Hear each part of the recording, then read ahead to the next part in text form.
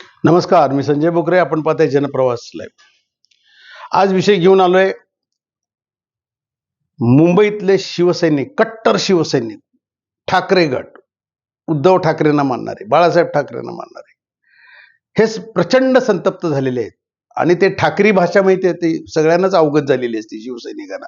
त्या भाषेत ते काय बोलतायत? संजय राऊतांच्यावर ज्या वेळेला प्रियांका चतुर्वेदी, आता माजी खासदार, त्यांनी जे आरोप केले, त्यांनी जो आरोपांचा भडीमार केला, ह्या सगळ्या ज्या चर्चा येतात, याच्यावर मुंबईतले कट्टर शिवसैनिक काय म्हणतायत, याच्यावरच आज विश्लेषण करायचं आहे. संजय राऊत हे कट्टर शिवसैनिक आहेत आणि ते शिवसेनेचे मोठे नेते आहेत. बाळासाहेब ठाकरेंच्या पासून ते बघितलं तर संजय राऊत हे किती कट्टर आहेत.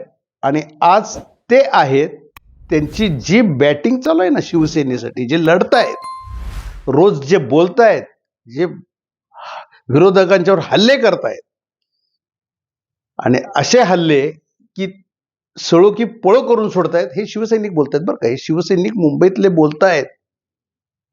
आणि त्यांच्यावरच ह्या उपऱ्यानी येऊन, बाहेरून येऊन, आता अर्थात त्यांना संधी दिली की दिल्लीत त्या बाबा ते काहीतरी राज्यसभेत तोंड उघडतील, शिवसेनेच्या वतीनं बोलतील, आक्रमकपणे काम करतील, अशी अपेक्षा शिवसेनेची होती, म्हणून त्यांना खासदार केलं ना.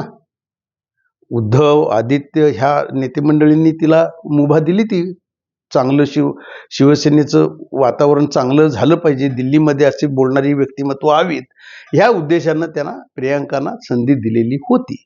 परंतु आपल्याला संधी मिळाली म्हणजे आपणच काहीतरी मोठे नेते आहोत, अशा पद्धतीनं त्या वावरू लागल्या की जेणेकरून काही शिवसेनेचे आपणच कोणीतरी मुख्य आहोत.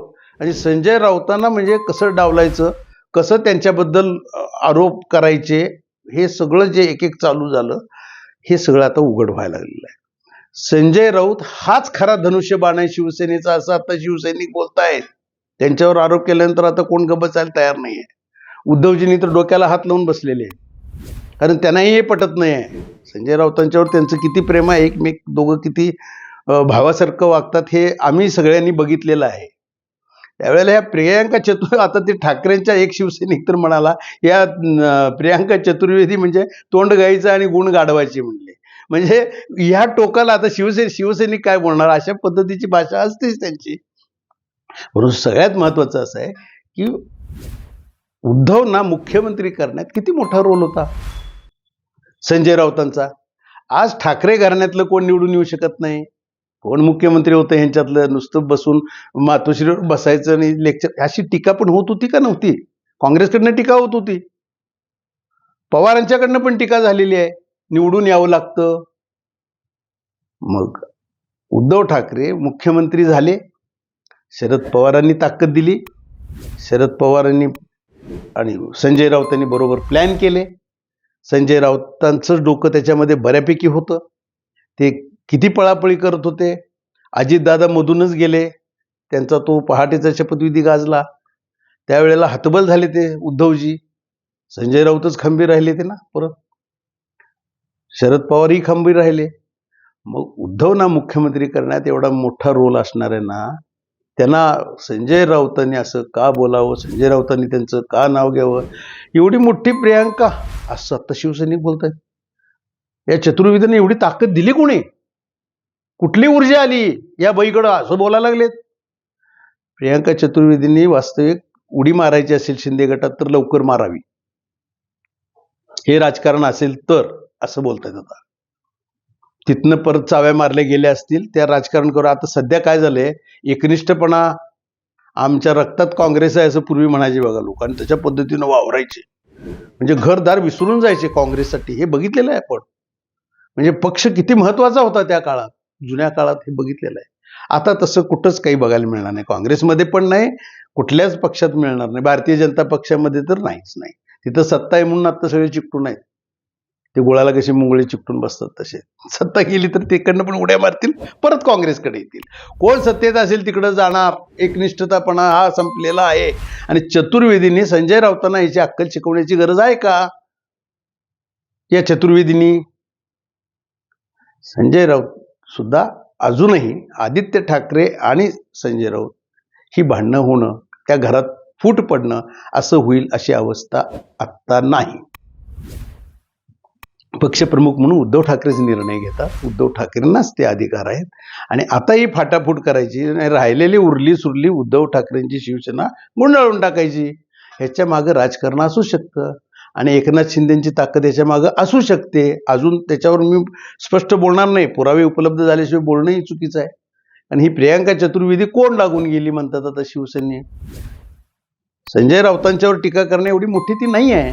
आणि आदित्य ठाकरेंनी सुद्धा कुठेतरी तोंड उघडलं पाहिजे, याच्यावर बोललं पाहिजे. संजय राऊतांची ताकद आहेच. सकाळी ते जर का ते उठून 9ची त्यांची जी प्रेस आहे ती बंदच झाली तर शिवसेनेचं नामोनिशाण पण राहणार नाही, नाव सुद्धा कोण घेणार नाही. ही फॅक्ट आहे. कारण social media, digital media powerful आहे आता. त्याच्यामुळे पक्ष जिवंत सुद्धा राहू शकतात. रोजचं वातावरण कळतं ना. संजय म्हणजे जिवंतपणा दिसतो ना उद्धव ठाकरेंच्या शिवसेनेचा. कुणामुळे दिसतो? त्या चतुर्वेदीमुळं, संजय राऊतांच्यामुळे दिसतो. संजय राऊत हे अभ्यासू आहेत. कुठलेही प्रश्न विचारले की त्याच्यावर अभ्यासू प्रवृत्तीनं ते उत्तर देतात, आक्रमकपणे उत्तर देतात आणि कुणाचं काही मुलाजेवा ठेवत नाही, तेही मानलं पाहिजे. त्यामुळे संजय राऊतांच्यावर टीका करणं म्हणजे आमचा तो धनुष्यबाण आहे. संजय राऊत हा आमचा धनुष्यबाण आहे. हे शिवसैनिक संतप्त झालेले आहेत. उद्धवनी डोक्याला हात लावून बसण्यापेक्षा कुठंतरी ह्याच्यावर बोललं पाहिजे, आदित्यला ताकीद दिली पाहिजे आणि आपलं घर हे एकत्रच ठेवलं पाहिजे असं आता शिवसैनिक बोलतायत. असं आम्हालाही सांगतायत. जनप्रवास लाईव्हला येऊन मुंबईमध्ये बोलून जात आहेत काही कार्यकर्ते शिवसैनिक. आणि खासदार जे काही फुटणार म्हणतात, ती मिटिंग सुद्धा घेतली, बोलवलं, चर्चा झाल्या. हे चांगलं चाललंय एका दृष्टिकोनातनं. आपण घरात बसून सगळा पक्ष चालवू शकतो, हे कोरोनामध्ये ठीक होतं. आता तसं ठीक होणार नाही.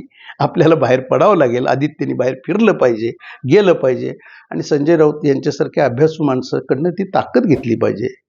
अशा पद्धतीनं जर का गेलं तर शिवसेनेची फाटाफूट ही थांबू शकेल. खासदार फुटायची थांबू शकतील.